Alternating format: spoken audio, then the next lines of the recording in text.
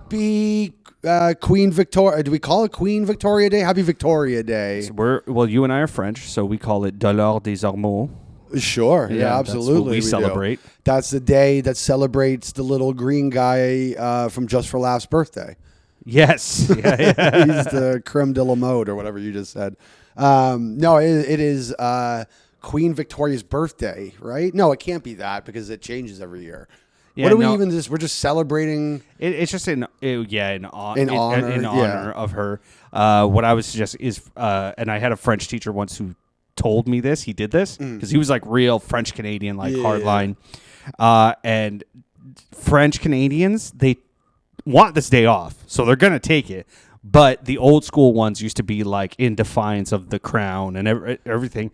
So they celebrate a different day. I can't remember what it has to do, but it's dollars of Ormeaux. I don't remember the whatever.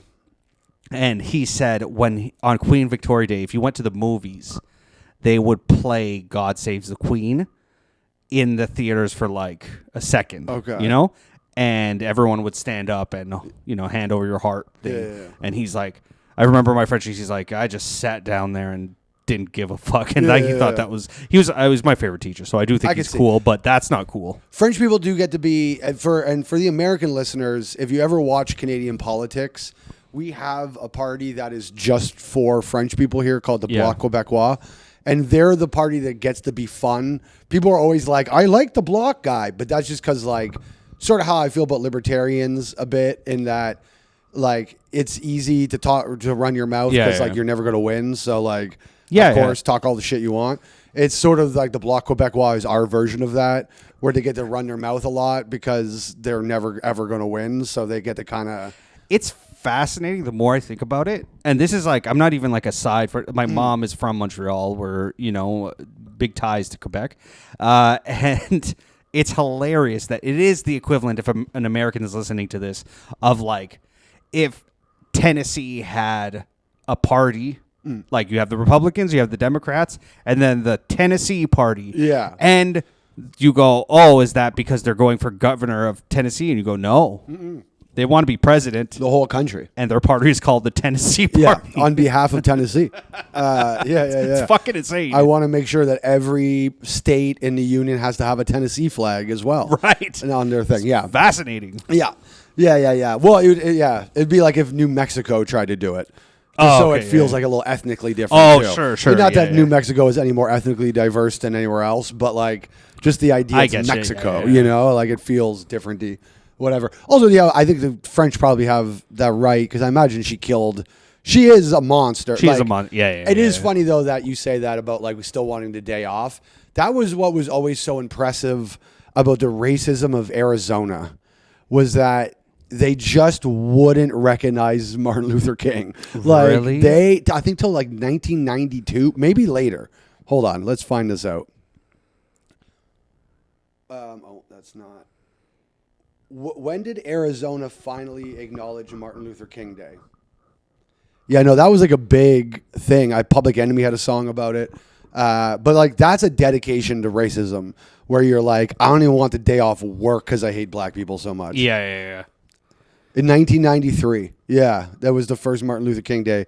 They were the last state. They like refused for a long time. Under John McCain, that was like a big people hated John McCain thing, I believe. It was because of that. So is he from Arizona?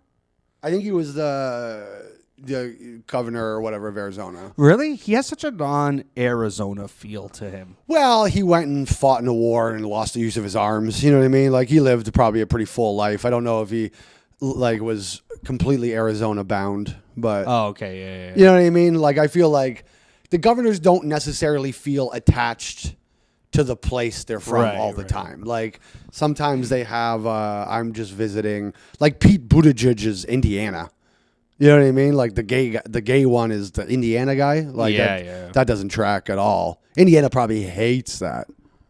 Yeah. You're kind of right. Also, I forget that like I'm mixing up cities and and Okay, states. all right. So I'm also like, oh, the governor of New York should be like, hey, you know, but there's a lot of other stuff over yeah, there. yeah. Like yeah. in Rochester, they're not as much like, well, maybe they are, but like, Well, the state capital of like is Albany. The person lives in Albany. They don't even live in New York City. The Congress is Albany in any way close to New York City? It's not far. You can drive it, but like it's not like. Let's go Canadian terms. Like, is it Kingston? Oh, okay. Yeah, maybe Yeah, here to Kingston. Let's say Cornwall, just to be because I feel like it might be a little further than Kingston. That's a little far though. Yeah. You wouldn't live in Cornwall and commute to Toronto every day. No. So I think you got to live in Albany, which is the state capital of California, Sacramento. They often pick their worst place. Oddly enough, like it's almost like a punishment. It should be, by the way. If you're going to be the senator of or a congressman or whatever the fuck it is that lives over in the place, I think part of it should be to show a dedication to the state. You have to live in a different shitty city in it. Not like you can't live in Philadelphia. If you're the guy from Pennsylvania, right. You got to live in like Harrisburg. Sure, it even sings out a bit. I think there's also usually like a not usually, but sometimes there's a historical war-related reason. Like the capital of Canada is Ottawa, but if you study the history, there was more of we can't have it's too close to the border. Yeah, like that's why it's not Toronto. If to go back to Kingston again, our first capital was Kingston. Because back then you wanted it to be there so you could like fight and whatever. Like this is what is so funny about this is a veer off topic. Well, okay, this steered back into Queen Victoria and sort of manifest destiny and things of those nature. You know, people who are so like the West is just the superior whatever and stuff. It's like it's just. Shows no gratitude towards being in the right place at the right time. And as the Industrial Revolution was coming online, we just happened to be, and I know that people arrived here before the Industrial Revolution, but if you look at the span of time, you would see how it kind of are getting to North America and having lots of fish and having lots of resources and having things here with the Industrial Revolution coming. Timed itself out really well for the West to be supremacist. Like it is, people don't understand. Like what? Look at every major city in North America. What do all of them have in common? They're near a body of water. Oh yeah. Because they were developed first. Because that's how we got to places was through water. So like all of these things like develop slowly. It's a slow evolution over time, and there's a reason why all the things that are winning for this reason. And as stuff slowly changes, like I've wanted to buy land in New Mexico. During COVID, I took this long road trip. Best decision I ever made. It just I was on the road for 14 days during COVID from Chicago to New Mexico up to through Utah and Colorado and Nebraska and back, whatever. And the whole trip cost like fucking less than $1,000 in gas and hotels. It's crazy. Awesome. God bless COVID. But New Mexico I fell in love with. New Mexico is actually awesome because it's super indigenous, and not that I give a shit, and we'll get into that in a second too. But it's just that like it has that little bit of racism feel turned down compared to Texas or whatever nearby. Right. It feels a little bluer. They cauterized the right to abortion in New Mexico. They whatever, right? I kind of like New Mexico, but you got to consider and I don't even know how I feel necessarily, but we can do a climate change episode one day because I have fluctuating feelings on what I even feel about that anymore. But clearly, I mean, there is a climate change. It's just the level of is it man-made or not is what I'm starting to kind of question a bit.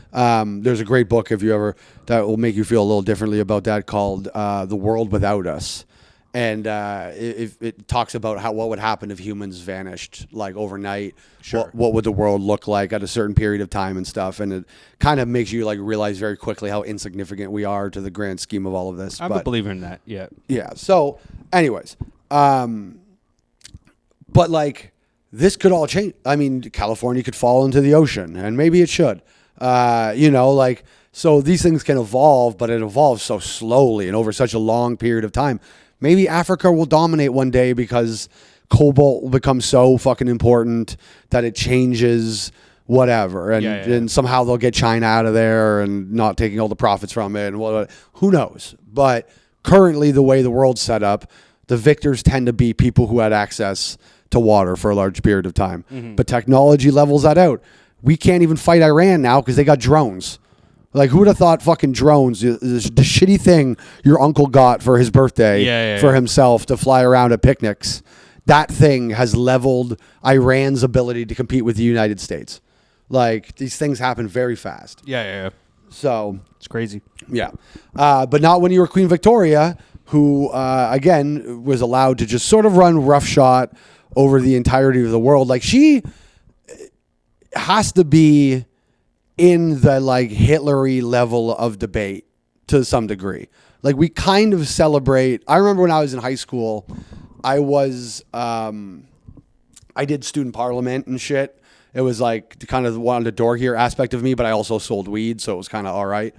And I became the head of public relations for all students in Windsor and Essex County for the public board.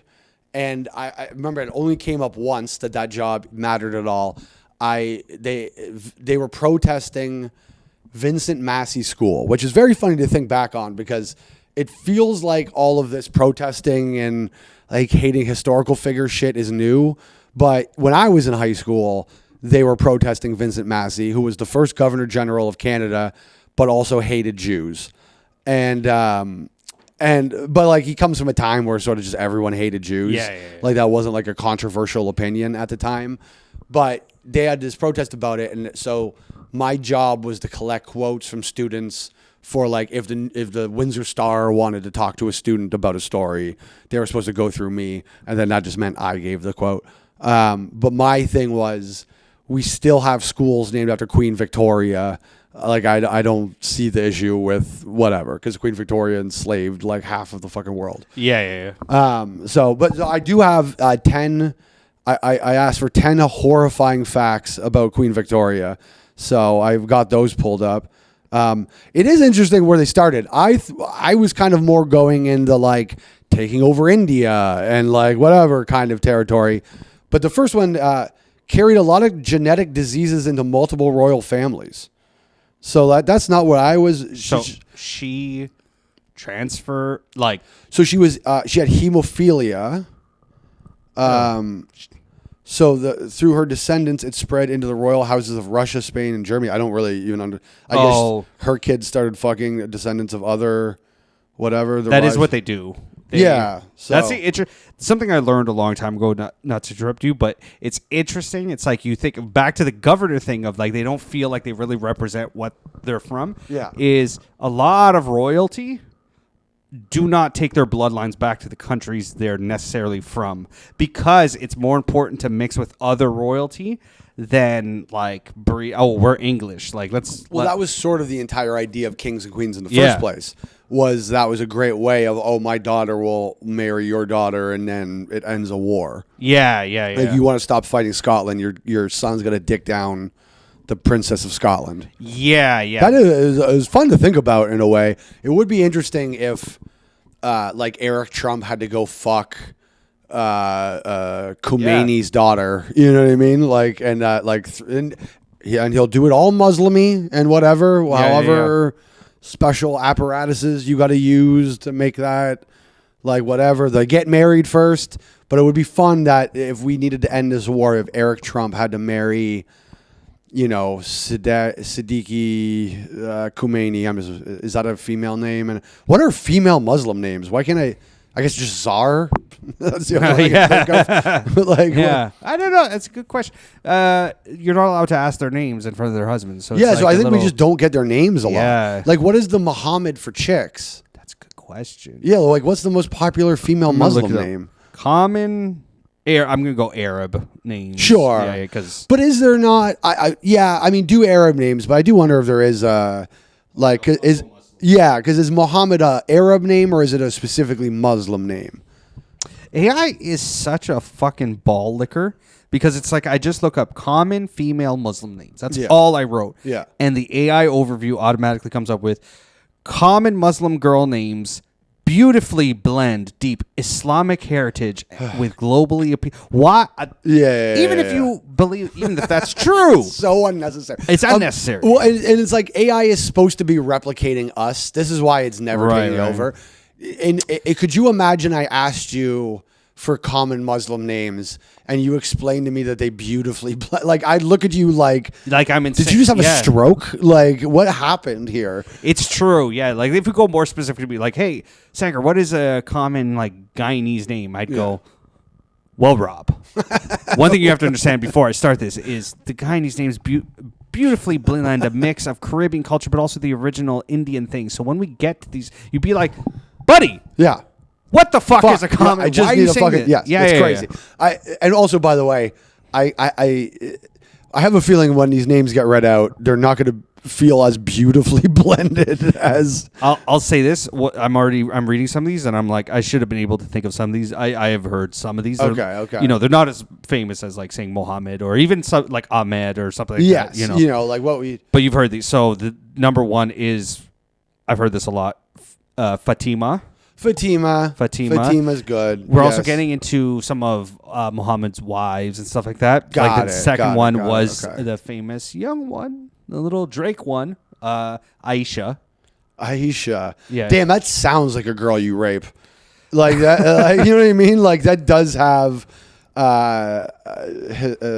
his religious figure marries her at 8. Or whatever. Yeah, Aisha. And it's Aisha, not Aisha, which Aisha. Would be the black one. Yeah. It sounds like a rapper who dies in a plane crash, and I know that's Aaliyah, but you know. Right. Yeah. I imagine Aaliyah should also probably be on there. Actually, now that I think about it. Jasmine.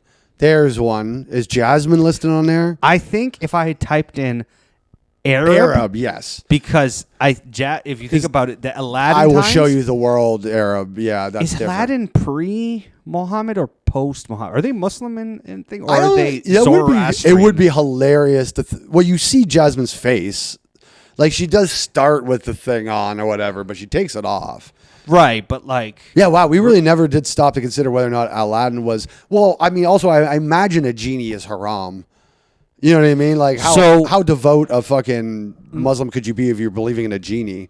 Muslims believe in genies? Yes. Okay, all right, I'm for it. Look, in the same critique that you could have of, like, Christianity, where they're like, oh, some of the Christmas stuff and stuff is paganism or whatever, Islam, and I'm not trying to insult anyone, but like genies. They have there's two things that I would consider not non-congruent with we're a monotheistic religion or whatever.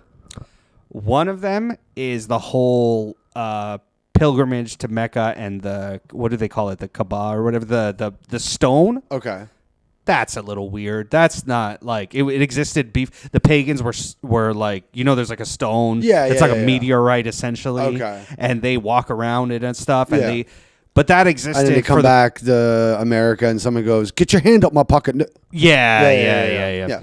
So that's a little weird because that existed and the pagans like worshipped it before and they just kind of like that one is a very obvious they took. So is it like not in the Quran that's a thing? They might have added it after. Can you do that? But Islam has a lot of this of like taking religious stuff from before and then like incorporating square peg into circle. Is that why Jesus is in their books? Did they do that way later to try to make it? Look, and again, they'll disagree or whatever. But I do think that was like a marketing technique to be like to get some Christians under them too, and some stuff like, oh, we're like.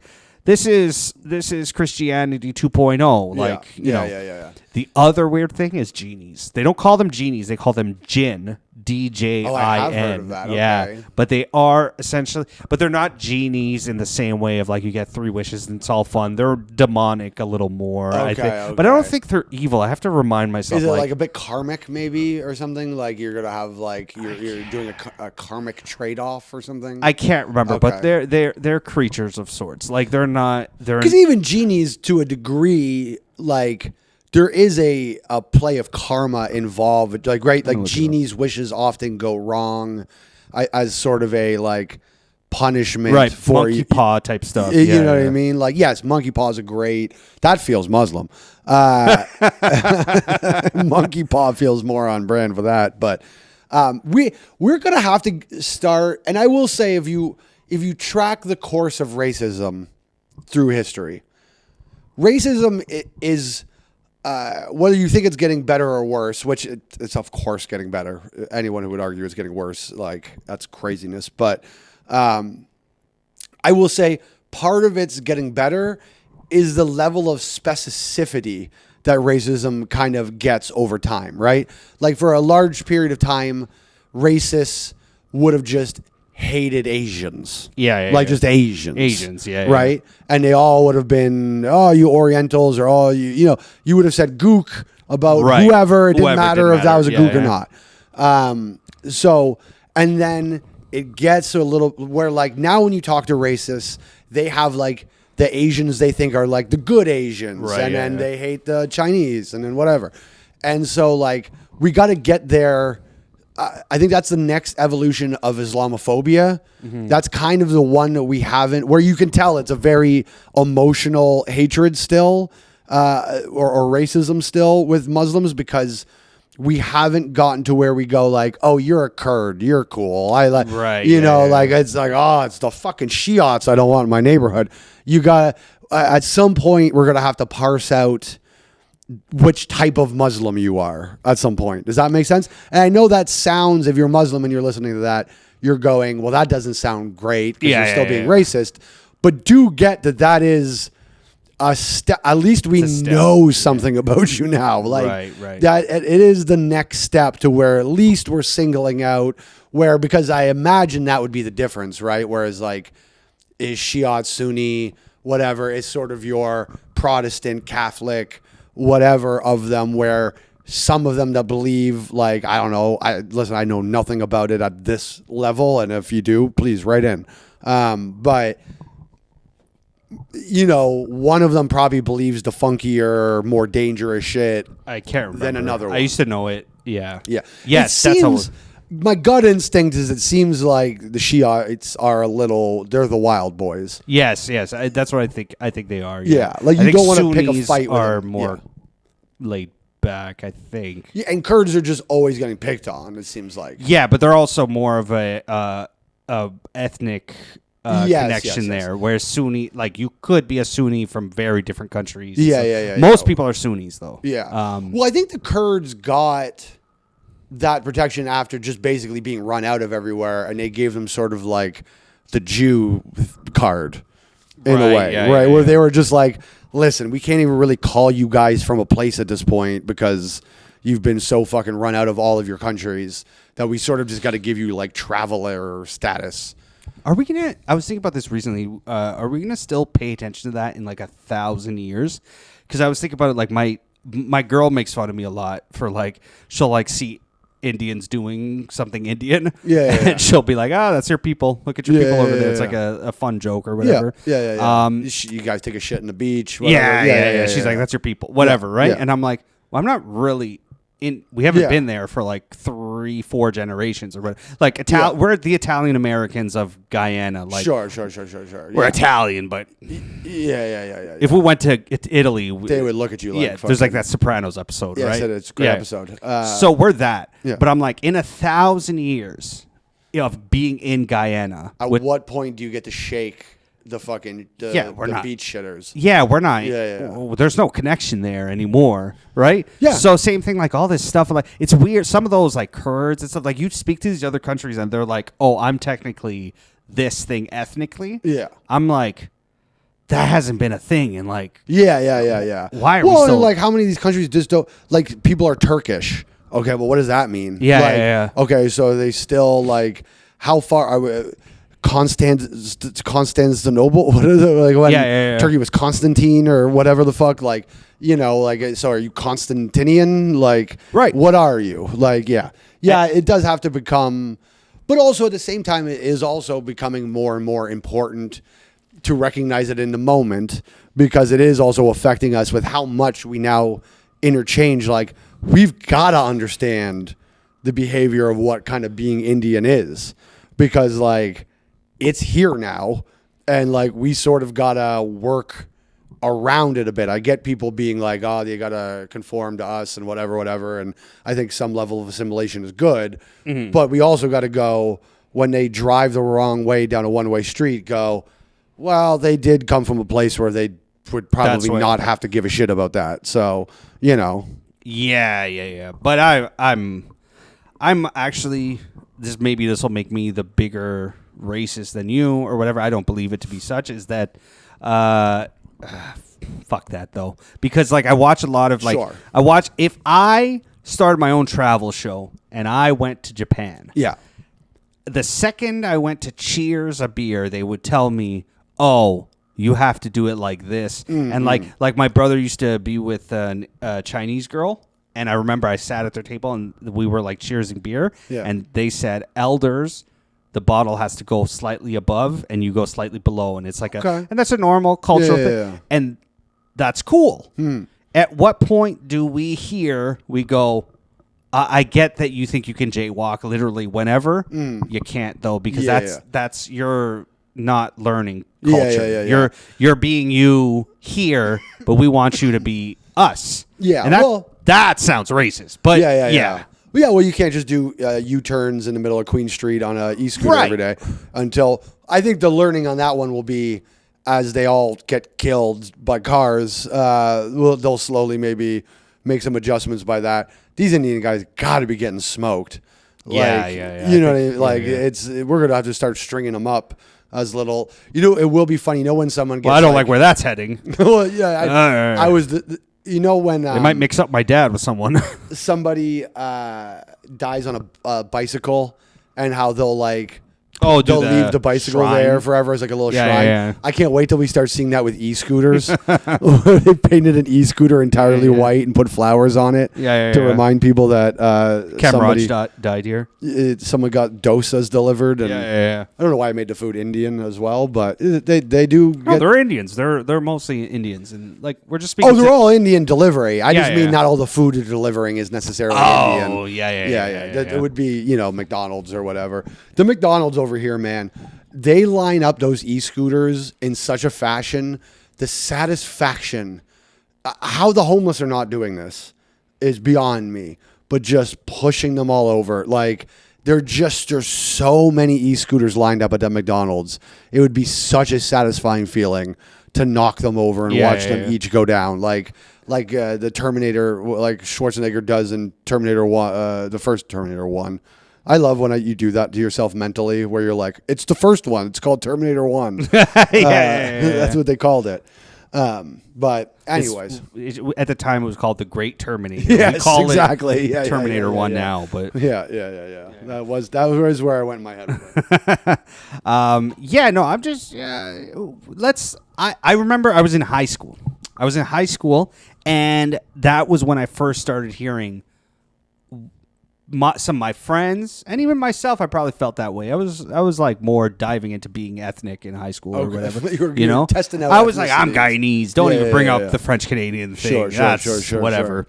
But yeah, it was like, oh, well, Canada doesn't really have a culture, and I think that's a problem, because that's how you become racist. Is if you don't have a culture, but you ask people to assimilate to this non-belief in any culture, it just becomes negating their culture. Like, no, we don't want that. Yeah. We don't really have a thing, but don't do your thing. Yeah. If we start really selling ourselves as this is our culture, if you do things outside of this culture, it's okay, but you got to be part of this. And I've had this theory, and I want to see how you feel about it.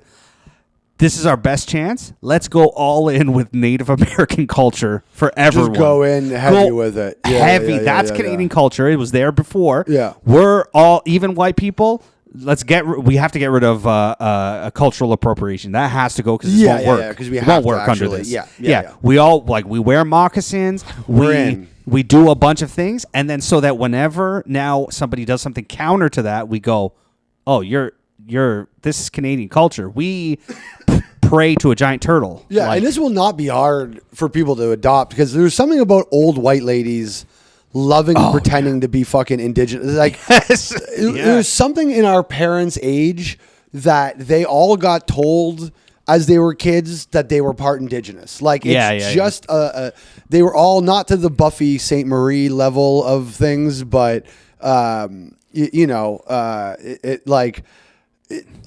Warren, like I get how people get caught up in that. I genuinely believe probably Elizabeth Warren's parents told her that she was part indigenous growing up. Yeah, you don't think she made it up completely? No, it was just that was a thing that people would say. Yeah. Because it was like it was unprovable. They didn't have 23andMe, and nobody saw that coming around a corner. So like they didn't think that at any point someone was going to disprove their claim. Yeah. It seemed harmless, and it was complimentary in a way. Like they weren't saying they were.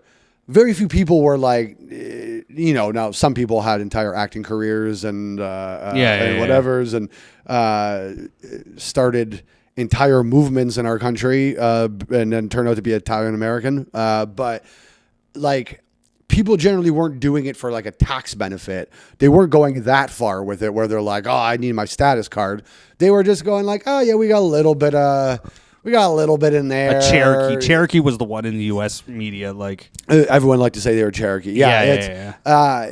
Here, like Iroquois, I feel like is a big one here. Yeah. I wouldn't say that because I went to Jean de Brebeuf High School, and they killed him. So I'm a Huron through and through, got it. Or Mohawk, Huron if you say power. that too. Yeah, that is my favorite part about land acknowledgements is that land acknowledgements are literally self-defeating in the acknowledgement themselves. Because they literally go like, you're standing on what used to be the territory of the Huron of the Credit, the Ananogashta, the Iroquois, Cree, and whatever tribes. And you're like, well, you said like a bunch of tribes. What happened there? Yeah. Why is it all of those ones? Game of Thronesy. Oh, did they kill each other and take it from each other too? That's weird. Yeah. It seems like what you're describing to me is the same thing. So, and also, let me just, we gotta just go with some shovels and start digging up that fucking school because it is getting like. I don't get. So let me give us a little background on because you mentioned the name of the lady, and then now you're talking about the schools. So the residential school thing I've been wanting to talk about for a minute, and I think I'm going to do a bit finally on it. And my perspective coming from, I will say, comedians are such assholes. We pick a serious subject, and we're like, I think I'm going to do a bit on it. So yeah, let's get this out there. Well, I just think it's like, so my perspective now being back in Canada, and I was in America when the whole residential schools has been a thing forever. This is the thing with when the residential school thing happened. I was in America dealing with George Floyd and Black Lives Matter. Sure. Right. This big incident had just happened in America that kicked off sort of this wave of protests. You could argue that they were riots. I did watch a bunch of Chicago burn down. So like, I don't know. Feels kind of rioty, but whatever. So I was there for that. So then to watch Canada a couple months later, then sort of join in with this, it felt very much like when you get the Canadian, the residential schools felt like Canadian Idol. Yeah. Where it was like Canada needed their George Floyd spinoff, and like truthfully, we just don't got a lot of cops killing black kids here. Yeah. So like it just didn't really make sense. Because at first, if you remember, Canada was just joining in on the George Floyd protests. Like they just kind of also started doing it. And I think there was a point where it was sort of like, well, this doesn't really make a whole heck of a lot of sense. Like it's not us. We're not doing that. Like it's not our police. It's not our government. Yeah. Would you say it was our cultural appropriation of American culture? Absolutely. So we sort of had to go, okay. I'm a believer it's happening, but it's very specific to like, I think it's happening in Toronto. We have a large West Indian population here or whatever. Okay. We don't have these small black towns besides Scotia. Besides Nova Scotia, there's black people in Toronto, Montreal, maybe Hamilton, maybe sure. Yeah. And that's it. We just don't have black people here. like in different pockets. Like I always said, I grew up in Windsor. There wasn't a ton of black people in Windsor. Yeah. We were literally the end of the Underground Railroad. Yeah. Like we literally had a railroad to us, and they still kind of went like, but we're gonna go back though, right? So like, we just didn't have that George Floyd moment.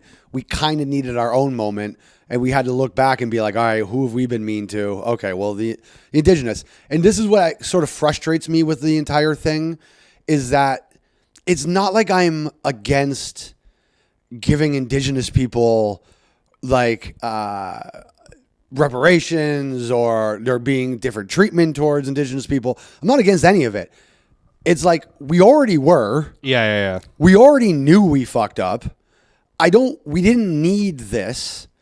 And with the residential school in Kamloops with the bodies that they believe are underneath, right? We didn't need this to already go, we're sorry. It just felt like we didn't have a moment to then jump in on this fucking thing. And they have not found bodies. Like, and I hate that this is... Oh, really?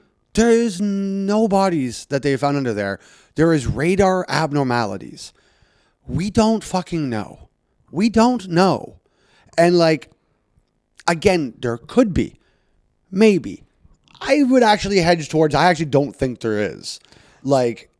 So the suggestion then is that children did not die there. They were forced into a religion. Sure, but not residential death. schools were horrible. Like, Yeah. And listen, but there's also, I will say, as an adopted person, okay, so what is CPS? Like, so there was a lady, and I don't want to go into too much because I'm going to do a lot about a whole adoption thing at some point, but she stole thousands of children in the U.S. And so she acted as like the Kansas City, essentially a version of CPS herself. Right. And then went and took these underprivileged children and sold them to privileged families on the coast. Ric Flair being one of these children. Ric Flair is a stolen child. Ric Flair, I want to say her last name is Tiller. I have it. Georgia Tiller, I believe is her name. I might be off on that. This is not my episode about that, so forgive me. But she stole children and sold them. Wow. We don't talk about it at all. So that's my adoption version of that. Like, do you know what the early forms of adoption were? The orphan train. They used to put orphan kids on a train and send it west across America, and it would stop in each town, and farmers would go look at the kids and go, I'll grab that one and that one to come work on the farm. The kids that didn't get picked would go further west until, all the fucking, that's why California is like that. So like they're that's the last pick kid state. All dodgeball kids. Wonky fucking, exactly. Yeah. The kid with the limp ended up in California. That's adoption. Like there's a lot of horror in the world. You know what I mean? Like there's a lot of groups that can start parsing out the fucking horrors. And, so, I'm not saying like, listen, we have directly benefited from the horror we have wrought on the indigenous people. So do I think there's a trade-off there? Sure. Make a deal.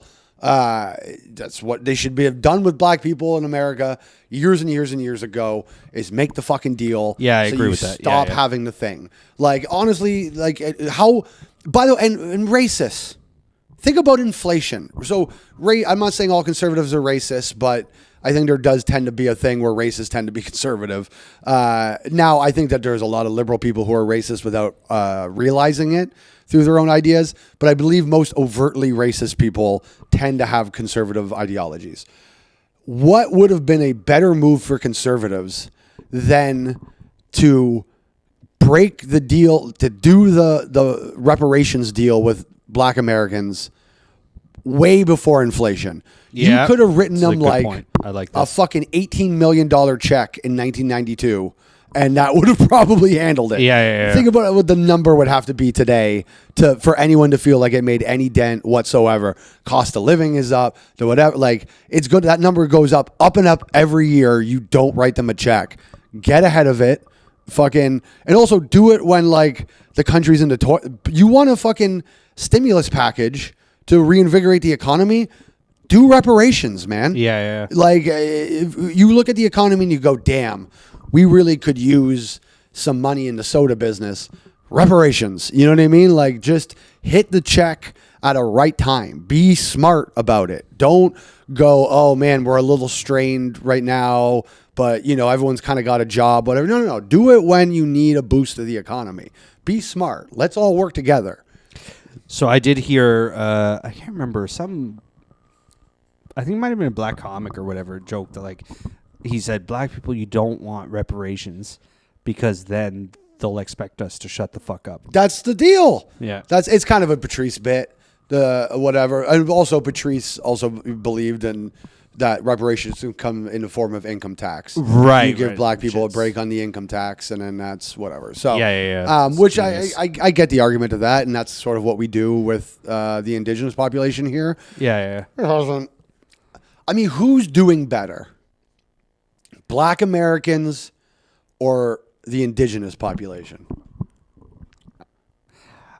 I don't know the indigenous well enough, which is a crime in that, like, I do want to learn more about it, but I'm going to side with black people in America. You know what I think the problem is with and I think what I think the causation is in this, and maybe this is me being defensive because technically my politics would lean on the side of what we're doing with the indigenous population rather than the bootstraps mentality they've had with the black population.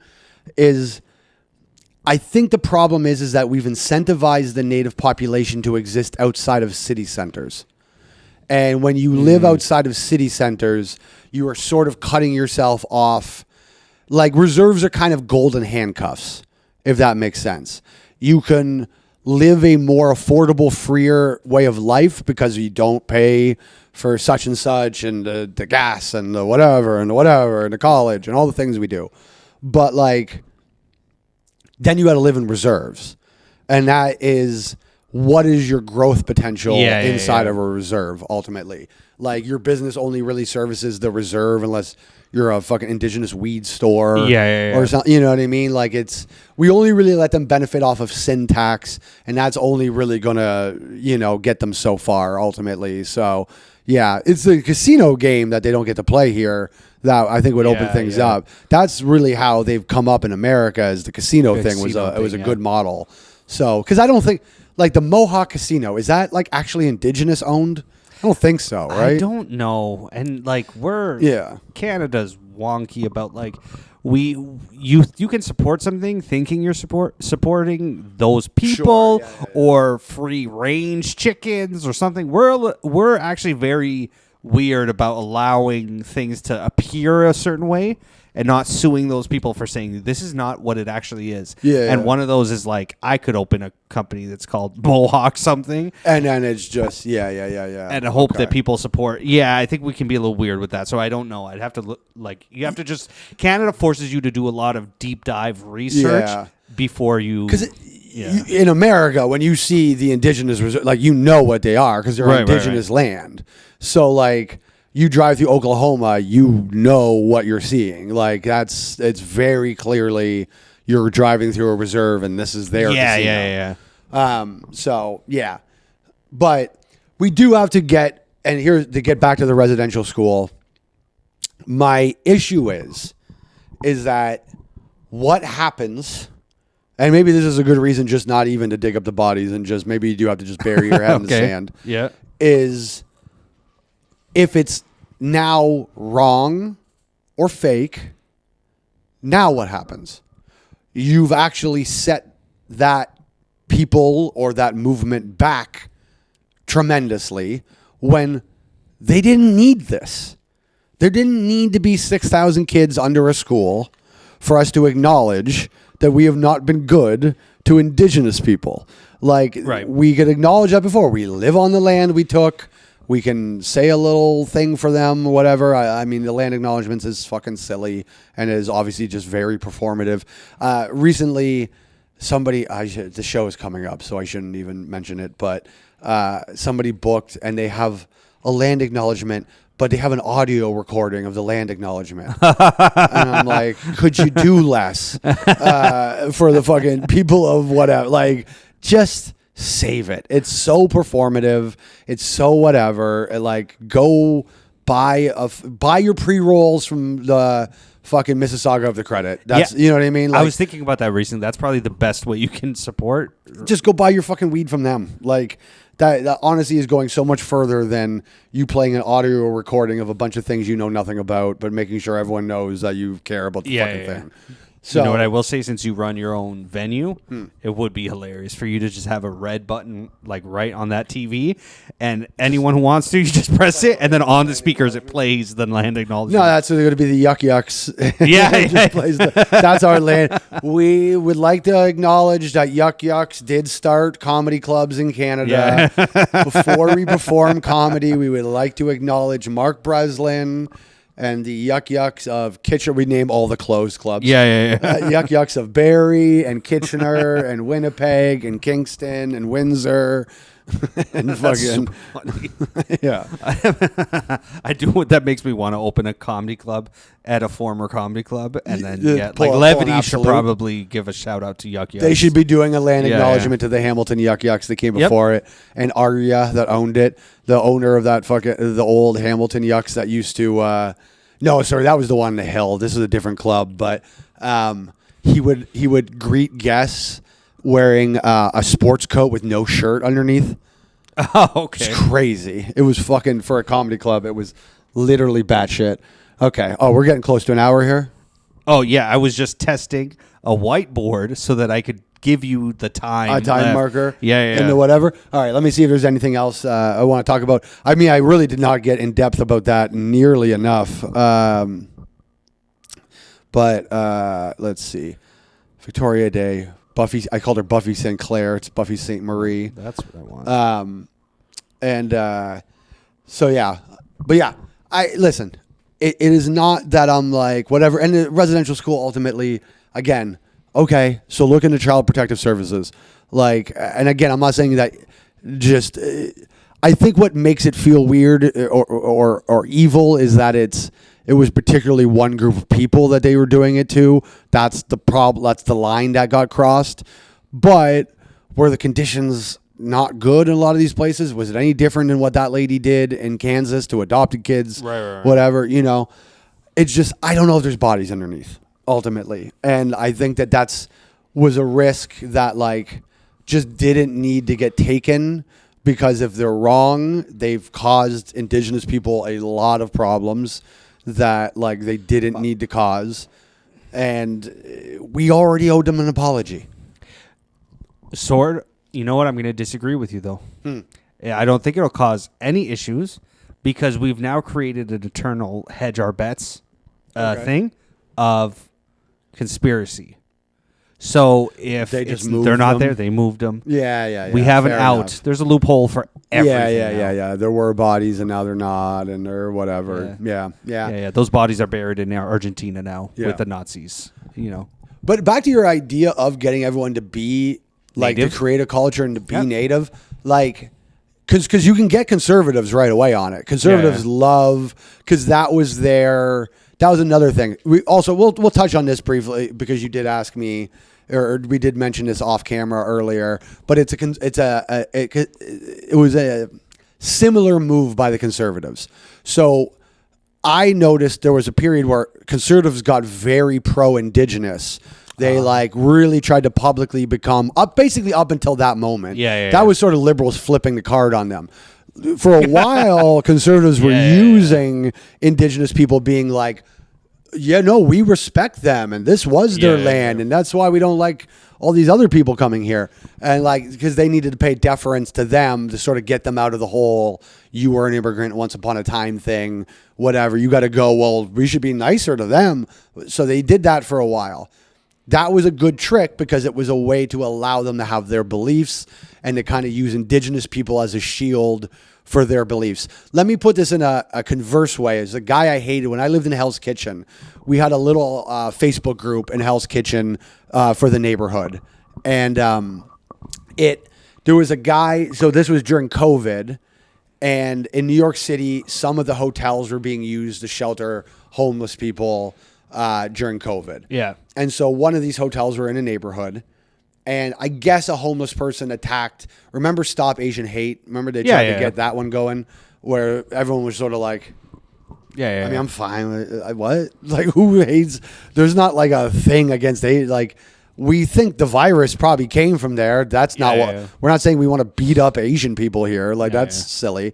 By the way, if anyone, that's a big thing. Like, to me, when you see something like Stop Asian Hate, I want Asian people to understand. Be dubious of the people saying that. We didn't hate Asian people. And the people pushing the narrative that we did hate Asian people are the ones you should be skeptical of. Because what if you had a friend, right? And that friend was always telling you that everyone else hates you. Mm-hmm. That's not your friend. Like, that's a person trying to make you scared. And like, that person has an agenda. We didn't all hate Asian people. And it's not nice to say that. Like, it's not nice to go, hey, I know everyone hates you, but I got your back. No. We don't all hate Asian people. Like, there wasn't some thing during COVID where everyone's going to go around beating up Chinese people because of fucking COVID. That was not happening. Like, to imply it was made Asian people feel scared and unsafe, and that's not a nice thing to do to them. Like, you're not being their friend by making them feel afraid. That's a shitty thing to do to people. So like, that's never your friend when someone's, oh, everyone hates you. That's not your friend. But anyways, this, to put it in a guy using a liberal thing to shield themselves in the same way, he didn't like the homeless shelters. So what he said was, well, these homeless people attack Asians in our neighborhood. We need to protect, he was a white guy. We need to protect our Asian like friends by kicking these homeless people out of the hotels and getting them out of our neighborhoods. No, dog. You didn't like the homeless people. Yeah. So you used it. You doubled down on being despicable by then using Asian people as your fucking shield for wanting to get fucking homeless people removed. That's what you wanted. So conservatives took indigenous people as their people until we flipped it on them and whatever. Yeah. And then, but this, you asked me a question. Why are all of our conservative friends religious again all of a sudden? Why are all these people turning to God? Why do they all talk about going to church? Why do they all talk about demons? Yeah, it's a demon thing that's like really getting me. Because, and I predicted this. I bet you any money, and I'll be right, because you can't find the old episodes of Rob Loves Arguing because somebody stopped paying the fucking Lichten bill or whatever the fuck thing was. But I predicted this on the old Rob Loves Arguing that far back, probably were 2015-ish time. I predicted that conservatives would all start getting religious because think to the Proud Boys. What people really misunderstand what the Proud Boys were. They called them white supremacists. They called them a lot of things, racist and whatever, which is, again, another example of conservatives using whatever to shield themselves. They were not that. They were not openly white supremacist or racist or any of those. They were Western chauvinist. They believed in what they considered Western values, which is why they had Tariq or Tarrio as the head of the Proud Boys after Gavin, because he was a Cuban guy, Afro-Cuban, that they could go, we're not racist. We have an Afro-Cuban guy at the head of the organization. Now, that Afro-Cuban guy then did end up being an FBI informant and completely flipped on them and became an informant, which is why you should not believe the January 6th story, because they got their guys out of there. Like when Tarrio landed in fucking Washington, they arrested Tarrio and got him the fuck out because they didn't need their informant to be at the fucking thing. They wanted to keep him clean. And because the whole thing, everyone knew what was happening on January 6th. Much like, I don't think 9/11 was an inside job, but did we have those guys in Kuala Lumpur and did we know that the attack was going to happen and sort of just let it happen? Yeah. So did Pearl Harbor, did we know in advance that Pearl Harbor was going to happen and just let it happen? Yeah, we did. Man, the light in the back is flicking on and off, and it fucking even gets me sometimes. Like ghosts? Yeah. You're talking about demons right now. I know. And you're denying the existence of demons, and maybe I'm paying for it. Has this moved? Someone's going to see that we didn't notice, but at some point during the podcast, his hand raised or something. He gave us the finger. I didn't notice. So, the reason it started, the religion thing, was because if you're going to have Western chauvinist values, right, they took a page out of the liberal playbook. To get back to Muslims for a second, and people coming from other cultures and doing things we maybe don't necessarily agree with. What was it that we allowed? What if Muslims dressed people in burqas, and we don't really like that for women, but we went, well, that's their religious beliefs, so we kind of can't tell them what to do about that. That's their business. Well, then what did you do? You just wrote the playbook for how Western chauvinists get to keep their beliefs. Now I'm Christian. It doesn't matter if they're Christian or not. Doesn't matter if they believe in God. Yeah. If Western chauvinism and Christianity tend to have a lot of things in common, well, now I'm Christian and I can believe all the things I believed, and you can't really say anything about it because that's my religious belief now and it's protected under law. So, like, that's why they all became religious. Now, does maybe some of the people we know, do I think that they're these high-level operators that were like, I'm going to protect my beliefs through Christianity? Probably not. But did they watch a bunch of people that they respected their opinions become religious and hear why? Because no one's going to say, oh, I became religious because I wanted to protect. Russell Brand's not going to be like, I raped a bunch of 14-year-olds and now I got to love God. So, like, they're not going to say that. They're going to say, well, I found that in this, look around. And by the way, they'll find in wrestling, a good heel or bad guy, right, has a believable justification for why they're a bad guy. MJF is probably the best heel in wrestling currently. And he has this wonderful backstory that he gave during his feud with CM Punk about how he had made the football team and he thought he'd finally feel accepted, but the football team the next day threw quarters at him and said, pick him up, Jew boy. And that wrestling was the only thing that ever made him feel accepted and whatever. He has this great bad guy backstory. Bad guys need a justified. It's why I hated the remake of Candyman, and I think Jordan Peele should be ashamed of himself. The original Candyman was a fucking slave who had completely justifiable reasons to want to get vengeance on.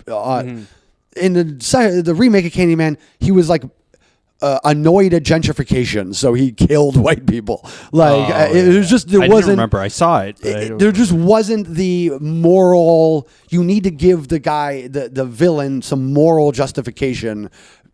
Jason was drowned because teens fucking weren't paying attention, and so now he punishes other teens fucking that don't pay attention.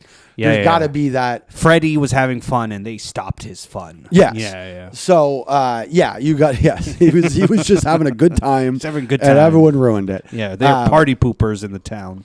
So you always need your villain backstory to whatever. So they're always going to have their listen. Why? I'm a pretty atheistic fella, always have been, since high school, basically. The Pope was my whole thing. I grew up Catholic and was just kind of like, but what's a Pope? That's not in the thing. We're kind of just making that up. And that sort of spiraled my whatever. But if there's anything they've taken away from us, and if you want to know why assimilation is not going well, and that thing you're talking about, in my opinion, is not culture, although I do like your idea. It's community. We don't have community anymore.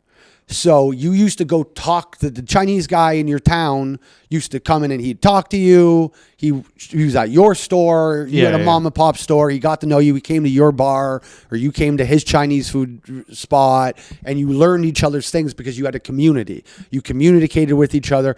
It's not culture necessarily. Now we have to learn kind of each other's culture, but that comes from community. I know that guy. He's a nice guy. So I like to, you cheers that way? I like to know that because Ling that lives down the street, he's a good fella and he raises a nice family and I like his whatever. We don't have community anymore. And that's what's stripping us from assimilation is we just don't go talk to the Uber Eats driver. He takes a picture of our food while he drops it off and he runs away back to his fucking thing and whatever. We don't interact. So we're not getting that human to human thing anymore. So that assimilation does come from this very aggressive online kind of, I hate you and I hate this about your culture and this thing, instead of just going, hey man, just be careful when you're doing this. Like, if a guy on an e-bike does a U-turn on Queen Street, I could approach it two ways. I could go, you fucking Indian fucks and you're whatever. You can't fucking do this. You're whatever. Or I could go, hey, brother, I just want to tell you, man, like I saw what you just did. And that's like, you be careful, please, man, because people come up and down this street really like there's people walking, there's cars, and like you zip out that fast, like someone's going to get hurt. And I just don't want to see that. There's two different ways of handling that. Yeah. That's community. That's, hey, you're another human being and I want to see something bad happen to you. And that includes you hurting somebody else because you're another human being. And I'm sure you don't want to hurt somebody crossing the street and you don't want to whatever. That's community.